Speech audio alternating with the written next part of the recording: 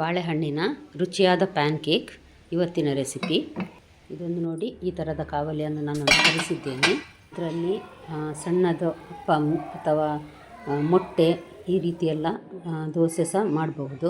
ಸಣ್ಣದಾದ ಒಂದು ಆನ್ಲೈನಲ್ಲಿ ನೋಡಿದ್ದೆ, ಹಾಗಾಗಿ ನಾನು ಇದನ್ನು ತರಿಸಿದ್ದೇನೆ. ರೇಟ್ ಸಹ ಏನು ತುಂಬ ಜಾಸ್ತಿ ಇಲ್ಲ. ಎಗ್ ಪ್ಯಾನ್ ಅಂತಲೇ ಇದಕ್ಕೆ ಹೇಳ್ತಾರೆ. ಹೆಚ್ಚಾಗಿ ಇದರಲ್ಲಿ ಎಗ್ಗನ್ನೇ ಮಾಡೋದು. ನಾನು ಇದರಲ್ಲಿ ಬಾಳೆಹಣ್ಣಿನ ಪ್ಯಾನ್ ಕೇಕ್ ಒಂದು ಸಲ ಟ್ರೈ ಮಾಡುವಂತ ಫಸ್ಟ್ ಟೈಮ್ ಮಾಡ್ತಾ ಇದ್ದೇನೆ. ನೋಡಿ, ಈ ರೀತಿ ಪ್ಯಾಕಲ್ಲಿ ಬರ್ತದೆ.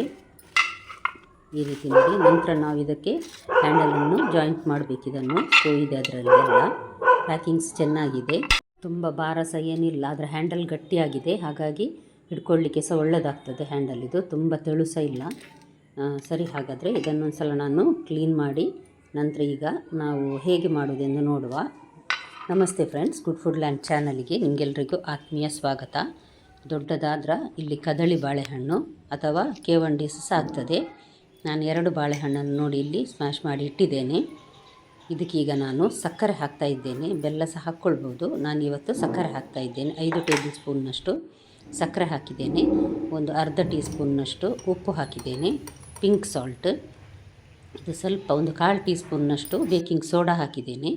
1 ಟೀ ಸ್ಪೂನ್ನಷ್ಟು ವೆನಿಲ್ಲಾ ಎಸೆನ್ಸ್ ಇದ್ದರೆ ಹಾಕ್ಕೊಳ್ಳಿ, ಹಾಕಿದರೆ ಸ್ವಲ್ಪ ಒಳ್ಳೆಯದಾಗ್ತದೆ, ಅದಕ್ಕೋಸ್ಕರ. ಇಲ್ಲಾಂದರೆ ಪರವಾಗಿಲ್ಲ, ಬಾಳೆಹಣ್ಣಿನ ರುಚಿಯೇ ತುಂಬ ಇರ್ತದೆ ಅದರಲ್ಲಿ. ದೊಡ್ಡ ಬಾಳೆಹಣ್ಣಾದ್ರಿಂದ 2 ಹಾಕಿದ್ದೇನೆ, ಇಲ್ಲಾಂದರೆ ಒಂದು ಸಣ್ಣ ಗಾತ್ರದಾದರೆ ಒಂದು 4 ಹಾಕ್ಕೊಳ್ಬೇಕು.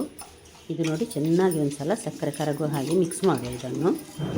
ಈಗ 1.5 ಕಪ್ಪಿನಷ್ಟು ಹಾಲು ಬೇಕಾಗ್ತದೆ. ನಾನೀಗ 1 ಕಪ್ ಹಾಕಿ ಒಂದು ಸಲ ಚೆನ್ನಾಗಿ ಮಿಕ್ಸ್ ಮಾಡ್ತೇನೆ. ನಂತರ ನಾನು ಇದನ್ನು ಗೋಧಿ ಹಿಟ್ಟಲ್ಲಿ ಮಾಡ್ತಾ ಇದ್ದೇನೆ. ಮೈದಾದಲ್ಲಿ ಮಾಡಿದರೆ ಇನ್ನೂ ಸಹ ರುಚಿ ಒಳ್ಳೆಯದಾಗ್ತದೆ, ಆದರೆ ನಾನು ಗೋಧಿ ಹಿಟ್ಟಲ್ಲಿ ಮಾಡ್ತಾ ಇದ್ದೇನೆ ಇವತ್ತು.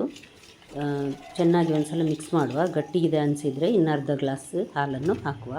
ನೀರು ಹಾಕಿದರೆ ಅಷ್ಟು ಚೆನ್ನಾಗಿರೋದಿಲ್ಲ ಟೇಸ್ಟ್, ಅದಕ್ಕೋಸ್ಕರ ಹಾಲು ಹಾಕಿಯೇ ಮಾಡೋದು ನಾನು. ಪ್ಯಾನ್ ಕೇಕನ್ನು ಹೆಚ್ಚಾಗಿ ಹಾಗೆಯೇ ಮಾಡ್ತಾರೆ. ನೀವಿನ್ನೂ ನನ್ನ ಚಾನಲ್ ಗುಡ್ ಫುಡ್ ಲ್ಯಾಂಡನ್ನು ಸಬ್ಸ್ಕ್ರೈಬ್ ಮಾಡಿಲ್ಲ ಅಂದರೆ ದಯವಿಟ್ಟು ಸಬ್ಸ್ಕ್ರೈಬ್ ಮಾಡಿ, ಹಾಗೂ ನಿಮಗೆ ಇಷ್ಟ ಆದರೆ ಲೈಕ್ ಬಟನನ್ನು ಪ್ರೆಸ್ ಮಾಡಿ, ಮತ್ತು ಫ್ಯಾಮಿಲಿ ಫ್ರೆಂಡ್ಸಿಗೆ ಶೇರ್ ಮಾಡೋದನ್ನು ಖಂಡಿತ ಮರಿಬೇಡಿ.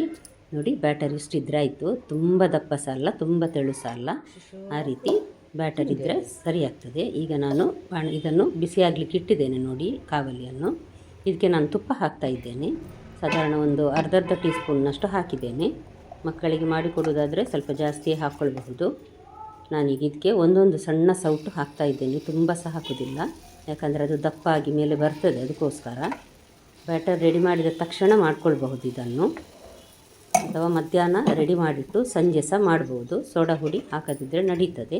ಆಗ ಒಂದು ಮಧ್ಯಾಹ್ನ ಒಂದು 2 ಗಂಟೆಗೆ ರೆಡಿ ಮಾಡಿಟ್ರೆ ಒಂದು 5 ಗಂಟೆಗೆ ಮಾಡಬಹುದು. ಮೆಲ್ಲ ಉರಿಯಲ್ಲಿ ಇದನ್ನು ನಾವೀಗ ಬೇಯಿಸಬೇಕು, ಯಾಕಂದರೆ ಇಲ್ಲಾಂದರೆ ತಳ ಕಪ್ಪಾಗ್ತದೆ. ಸಕ್ಕರೆ ಹಾಕಿದ್ದೇವೆ ನೋಡಿ, ತುಂಬ ಕಪ್ಪಾಗ್ತದೆ, ಅದಕ್ಕೋಸ್ಕರ. ಮೇಲ್ಗಡೆ ಸಹ ನಾನಿಲ್ಲಿ ಸ್ವಲ್ಪ ತುಪ್ಪ ಹಾಕಿದ್ದೇನೆ. ಒಂದು ಕಡೆ ನಂತರ ಚಮಚದ ಸಹಾಯದಿಂದ ಇದನ್ನು ತಿರುಗಿಸಿ ಹಾಕಿ ಇನ್ನೊಂದು ಸೈಡ್ ಸಹ ಬೇಯಿಸ್ಬೋದು. ಇದು ಬೇಗ ಬೇಯ್ತದೆ, ತುಂಬ ಹೊತ್ತೇನು ತೆಗೆದುಕೊಳ್ಳೋದಿಲ್ಲ. ಖಂಡಿತ ನೀವು ಸಹ ನಿಮ್ಮ ಮನೆಯಲ್ಲಿ ಇದನ್ನು ಟ್ರೈ ಮಾಡಿ ನೋಡಿ ಫ್ರೆಂಡ್ಸ್. ತುಂಬ ರುಚಿಯಾದ ಪ್ಯಾನ್ ಕೇಕ್ ಇದು. ಅಷ್ಟೇ ಅಲ್ಲ, ಮಕ್ಕಳೆಲ್ಲ ತುಂಬ ಇಷ್ಟಪಟ್ಟು ತಿಂತಾರೆ ಇದನ್ನು. ನೀವು ಸಹ ಒಂದು ಸಲ ಟ್ರೈ ಮಾಡಿ ನೋಡಿ. ನಾನೀಗ ಒಂದೇ ಸಲದೆಲ್ಲ ರೆಡಿ ಮಾಡಿದ್ದೇನೆ. ಇದು ಇಷ್ಟರಲ್ಲಿ ನನಗೊಂದು 12 ಆಗಿದೆ. ಚೆನ್ನಾಗಿ ಹಣ್ಣಾದ ಬಾಳೆಹಣ್ಣಿದ್ದರೆ ತುಂಬ ರುಚಿಯಾಗ್ತದೆ, ಅಂದರೆ ತುಂಬ ಸಾಫ್ಟಾಗಿರ್ತದೆ ಅದು. ಹಾಗಾಗಿ ಅದನ್ನು ಮ್ಯಾಶ್ ಮಾಡಿದರೆ ತುಂಬ ಸಾಫ್ಟಾಗಿರ್ತದೆ. ಇಲ್ಲಾಂದರೆ ಸ್ವಲ್ಪ ಮಿಕ್ಸಿಯಲ್ಲಿ ಹಾಕಿ ಸಹ ಮಾಡಬಹುದು. ಇದೇ ರೀತಿ ನೋಡಿ, ನಾನು 2ನೇ ಸಲ ಸಹ ಇದೇ ರೀತಿ ಹಾಕಿ ಮಾಡ್ತಾ ಇದ್ದೇನೆ. ನೀವು ಸಹ ಒಂದು ಸಲ ಟ್ರೈ ಮಾಡಿ ನೋಡಿ. ಸಂಜೆಯ ಟೀ ಟೈಮಿಗೆ ಆಗ್ತದೆ, ಅಥವಾ ಬೆಳಗ್ಗೆ ಸಹ ಮಾಡಿ ತಿನ್ನಬಹುದು ಇದನ್ನು. ಮಕ್ಕಳಿಗೆ ಟಿಫಿನ್ ಬಾಕ್ಸಿಗೆ ಸಹ ಮಾಡಿ ಕೊಡಬಹುದು, ಯಾಕಂದರೆ ಸ್ವಲ್ಪ ಸಿಹಿ ಸಹ ಇರೋದ್ರಿಂದ ಬಾಳೆಹಣ್ಣಿನ ಟೇಸ್ಟ್ ಎಲ್ಲ ಮಕ್ಕಳು ಇಷ್ಟಪಟ್ಟು ತಿಂತಾರೆ. ಹಾಗಾಗಿ ಸರಿ, ಹಾಗಾದರೆ ಇವತ್ತಿನ ರೆಸಿಪಿ ನಿಮಗೆ ಇಷ್ಟ ಆಗಿರ್ಬೋದು ಅಂತ ತಿಳ್ಕೊಳ್ತೇನೆ ಫ್ರೆಂಡ್ಸ್. ದಯವಿಟ್ಟು ಲೈಕ್ ಬಟನನ್ನು ಪ್ರೆಸ್ ಮಾಡಿ. ನಾಳೆ ಇನ್ನೊಂದು ಹೊಸ ರೆಸಿಪಿಯೊಂದಿಗೆ ನಿಮ್ಮನ್ನು ಮತ್ತೆ ಭೇಟಿ ಆಗ್ತೇನೆ. ನೋಡಿದ ಎಲ್ಲ ವೀಕ್ಷಕರಿಗೆ ಧನ್ಯವಾದ.